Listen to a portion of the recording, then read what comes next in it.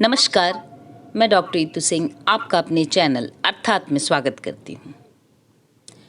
हम पढ़ रहे हैं रेणु के प्रसिद्ध उपन्यास परति परिकथा के 49वें भाग को।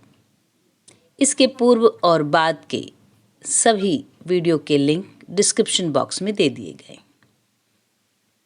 तो शुरू करते हैं। क्या हो गया है गांव को? शाम होते ही घर घर में लड़ाई शुरू हो जाती है। कोई लड़ैया भूत की सवारी आती है। शायद पहले एक घर में शुरू हुआ, मर्दों की बात में औरतों की बोली कभी कभी सुनाई पड़ती। मोटी महीन आवाज में बच्चे और साथ ही कुत्ते रो पड़ते।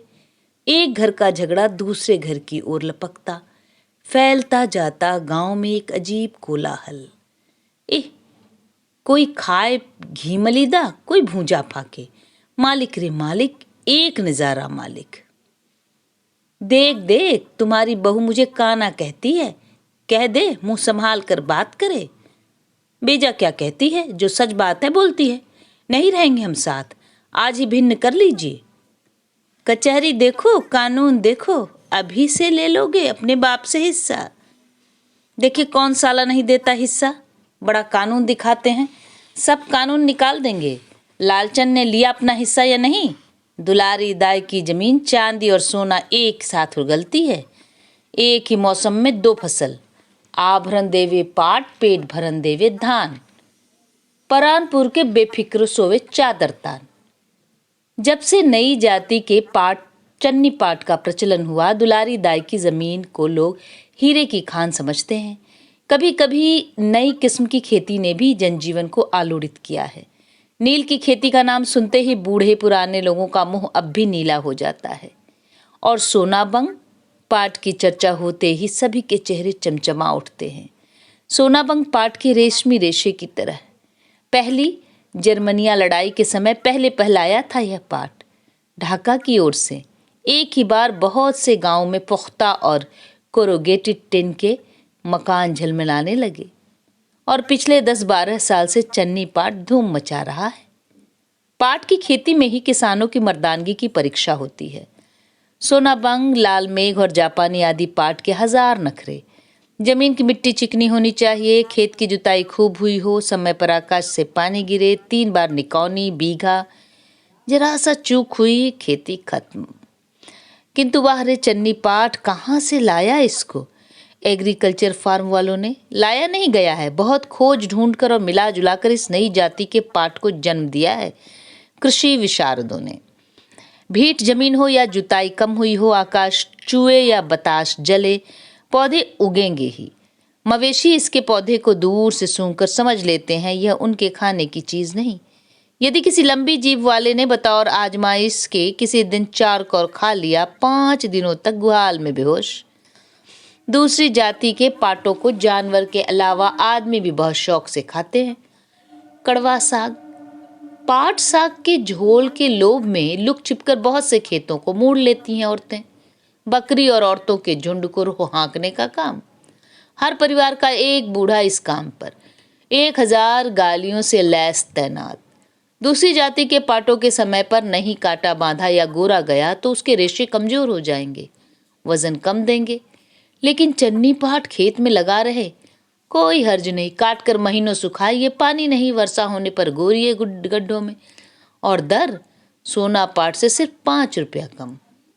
गांव के अतिवृद्ध लोगों का मत है, जब से यह चन्नी पाट आया आदमी की मति भरम गई। गरुड़ झा राह चलते मन ही मन नारद नारद जपता करता है। उसका विश्वास है नारद सहस्त्र नाम के जाप से मिटा हुआ झगड़ा भी सुलग उठता है। और जोर से धुधुआ कर और भी तेजी से, नारद नारद।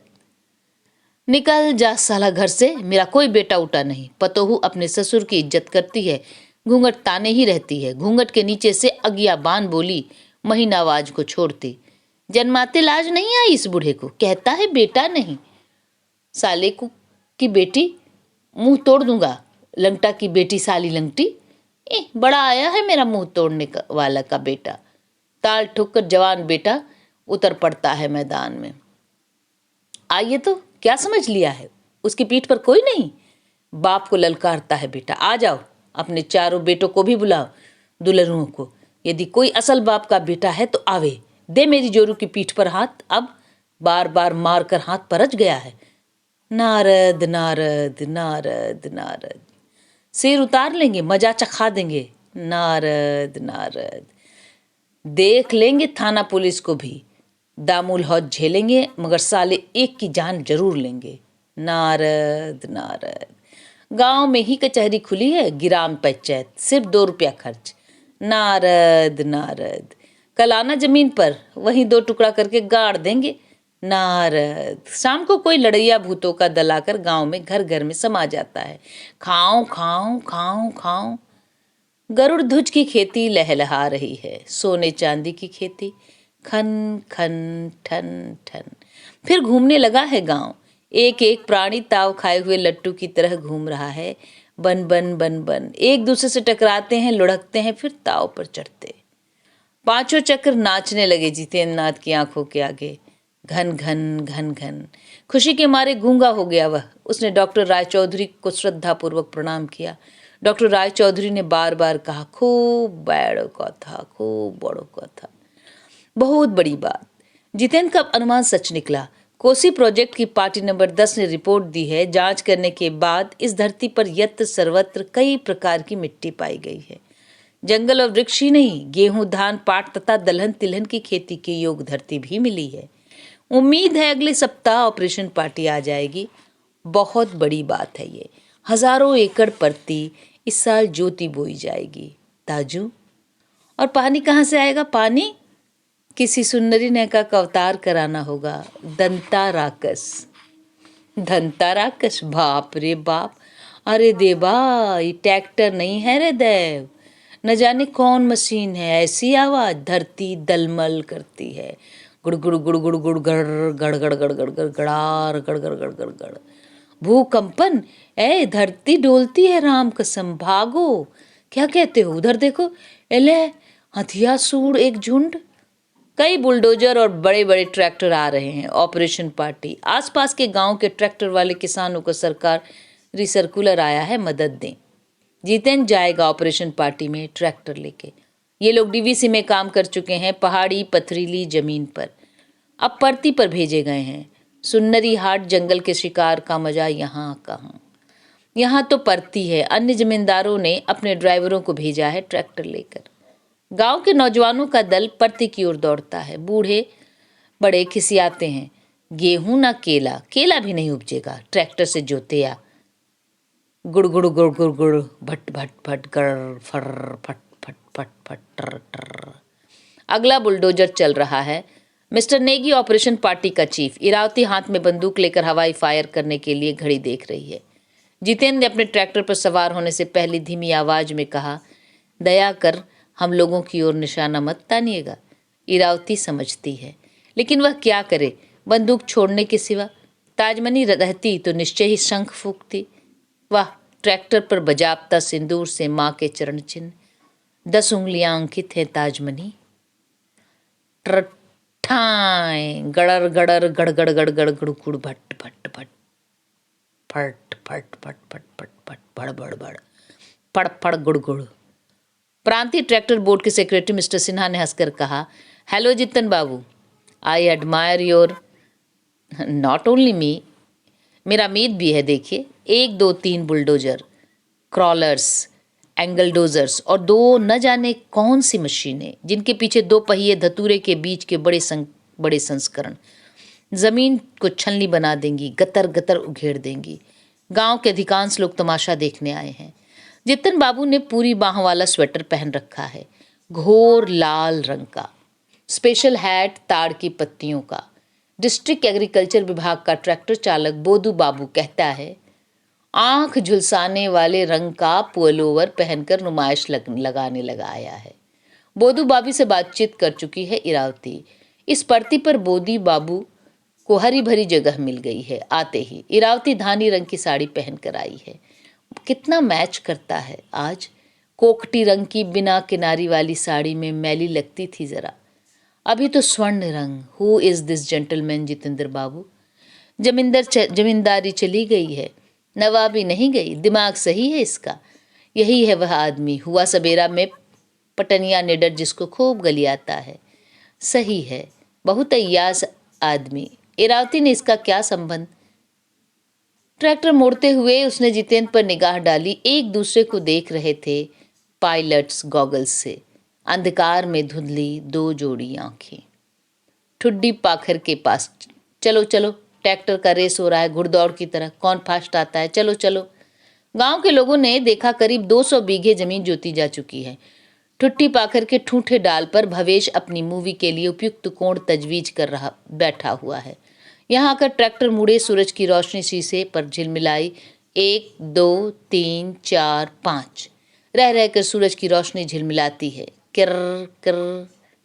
ताजमनी श्रृंगार कर रही है माँ तारा का। मिश्र जी अपने साथ एक बैग हमेशा रखते थे। उसमें कुछ कागज ऐसे हैं जिन्हें कहीं दूसरी जगह छोड़कर निश्चिंत नहीं रह सकते। उस दिन उन्होंने खोल कर दिखलाया था। एक भोजपत्र पर 5 चक्र अंकित, चक्र के आसपास कुछ चिन्ह चीनी या जापानी लिपि के मेल से, और कई मुकदमों के कागज।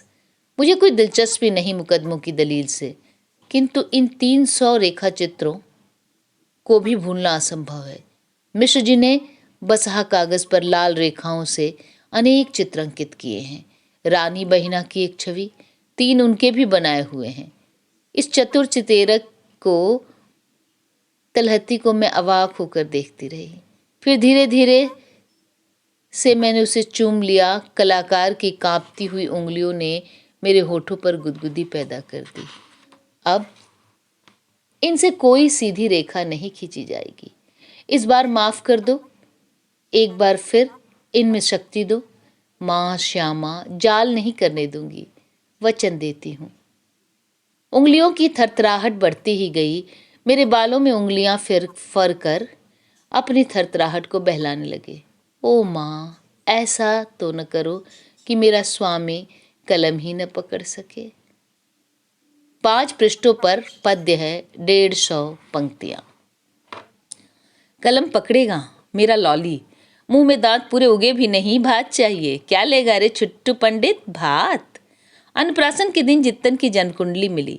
लिखा है, अथ दशम्याम फलम धर्म कुबुद्धीर बहु वैभवादय, प्रलंब कंठो बहुशास्त्र पाठी, उदार चित्तो नितरांग विनीतो, रम्यश्च कामी दशमी भव स्यात्।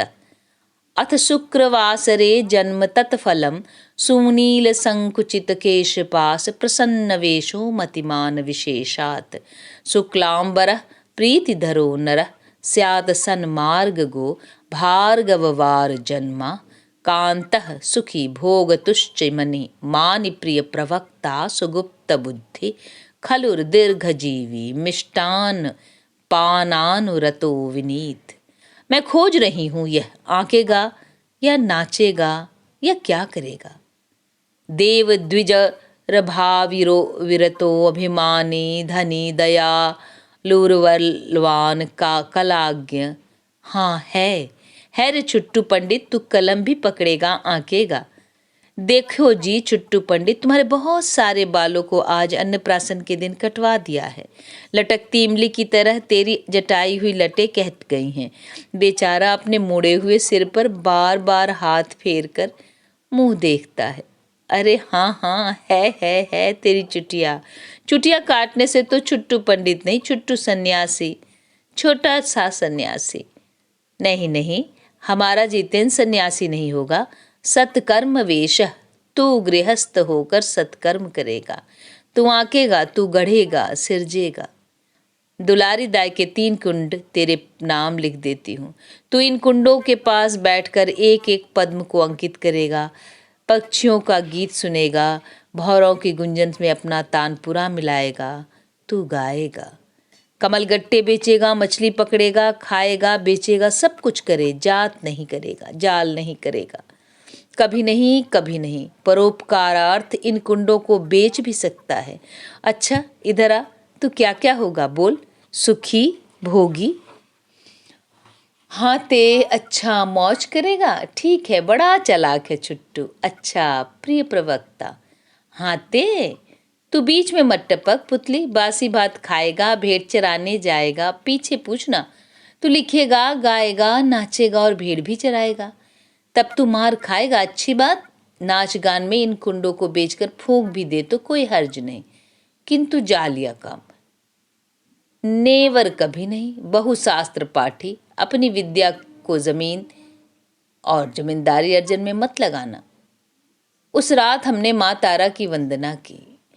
मेरे स्वामी ने कहा, प्रार्थना करो जीत को कभी राजकाज में नहीं फंसना पड़े, नहीं तो उसका ज्ञान भी फरेब जाल में ही खर्च होगा। नहीं नहीं, मुंडमालिनी पद्मालया शक्ति स्वरूपिणी शिव भाव भाविनी भगवती जगन माता, हमारे लाली तेरे हाथ।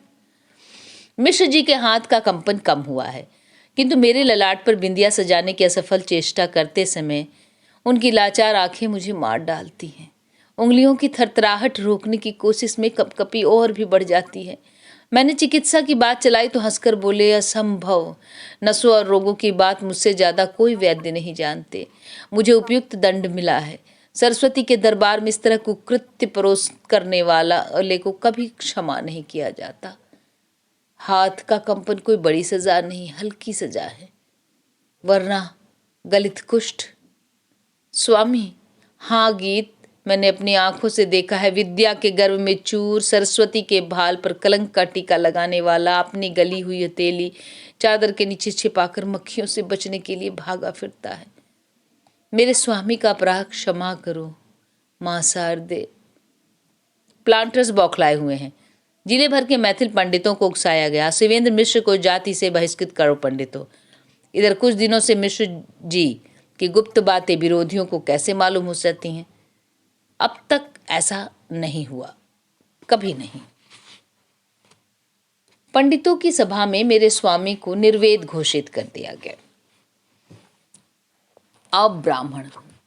हासामारी के निर्गुण झा को मिर्जापुर के साहब ने 25 बीघे जमीन दी। उसी ने प्रस्ताव किया था शिवेंद्र मिश्र को जाति से बहिष्कृत किया जाए। गीत, संकीर्ण संस्कार के गहन अंधकार में एक जीवित धर्म को कब तक छिपा कर रख सकता है कोई? उदार उन्मुक्त धर्म को घेरे में नहीं रखा जा सकता। मिश्र जी को मैंने पहली बार अपनी मैथिली तुकबंदी सुनाई। शिवक धरनी बड़ बुधियारी, भांग का लोटा आछि तैयार। सुंदर, बहुत सुंदर। और इन कट पंडितों के कहने से मैं तुमको छोड़ूं? असंभव। ब्राह्मणों ने मिलकर मेरे पति देव को, हमारे परिवार को निर्वेद घोषित कर दिया। ब्राह्मणेतर ही नहीं, चांडाल की कोटि का मनुष्य। मेरी कोठी का नाम दिया गृद्धवास कोटि, गीतवास। प्रांत के विभिन्न जिलों की 5 पुत्रियों के पिताओं ने मिलकर दावा किया, हमारी पुत्रियों का पाणी ग्रहण करके त्याग कर दिया है, भरण पोषण का व्यय वसूल करवा दिया जाए। मिश्र जी गुस्से से जल रहे हैं। जानती हो जीत की मां के संबंध में कैसी कैसी फूहड़ बातें उड़ाती हैं। देखता हूं ब्रह्म हत्या का पाप मेरे सिर पर मंडरा रहा है। नहीं स्वामी, ऐसा मत सोचिए। रानी बहना तिरहुत की मैथिलानी नहीं, मालदह जिले की लड़की है। गरीब पुरोहित की बेटी है तो क्या हुआ? रूप और गुण पर मोहित होकर मिश्रा जी ने अपने कीर्तन के आचार्य से उनकी पुत्री के पाणी ग्रहण का प्रस्ताव किया था। पंडितों ने प्रचार किया है, देवदासी को फुसला कर ले गया है। लरेना खवास अपने को क्या समझने लगा है? स्वामी के सामने हमें अपदस्थ करने की हिम्मत कैसे हुई उसकी? गीत, इस लरेना से बहुत कुछ काम निकालना है। अभी चुप होकर रह लो। आप आवश्यकता से अधिक विश्वास करते हैं उसका, यह अच्छा नहीं जचता। रानी बहिना को भी दुख। लरेना बड़बड़ाता आया। बाहर से 2-2 स्टेट के संभालने का यही नतीजा होता है। एक तरफ भी पूरा मन देकर कुछ नहीं किया जा सकता। हुजूर, आप अभी 5 दिन परानपुर हवेली छोड़कर कहीं मत जाइए। हाँ, बात है, एकांत में कहने सुनने वाली बात। कब कहे आदमी। यहाँ तो हमेशा परम पति की लाचार दृष्टि को देखकर हम दोनों अंदर चली गई। लरेना के मुंह पर मैं हमेशा शैतान की छाया देखती हूँ।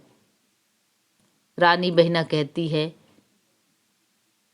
मैंने कहा मैं भी। रहीकपुर के किसी प्लांटर से रामपुर लहना के पत्नीदार की लड़ाई है। मिश्रा जी के से मदद मांग रहा है पत्नीदार जयनंदन शाही। बदले में हल्दिया गांव की जमीन दे रहा है जमींदारी हक के साथ। लरेना इस काम में अपने को व्यस्त बतलाता है। इसी काम की प्रतीक्षा कर रहे थे। मिश्रा जी, मेरा लॉली अस्वस्थ है। लौटने का जरा भी मन नहीं था। बुखार से तपी हुई उसकी देह रात के तीसरे पहर में ताप कम होते ही मुस्कुराने लगा था। हाँ ते नाते मैंने स्वामी की से आज्ञा मांगी, आज्ञा मिल गई, किंतु लॉली मेरी साड़ी का खूंट छोड़कर पुतली का गला पकड़कर लटक गया। सारी हवेली को कपा देने वाली उसकी चीख, आओ माँ माँ मैं। आहा, मैंने स्वामी की ओर देखा, लेकिन उनकी आंखें झुक गई। उन्होंने कहा, मत जाओ। मेरी डोली उठ गई। सेमल बाग के पास तक कान लगाकर सुनती रही वह चीख, मेम्माए पे। निश्चय ही धरती पर माथा पटक रहा होगा। जिद में ऐसा ही करता है वह। डोली के साथ पैदल चलती हुई पुतली रह रहकर अपनी आंख और नाक पोंछती रही सारी रात। धन्यवाद। आगे अगले 50वें अंक में।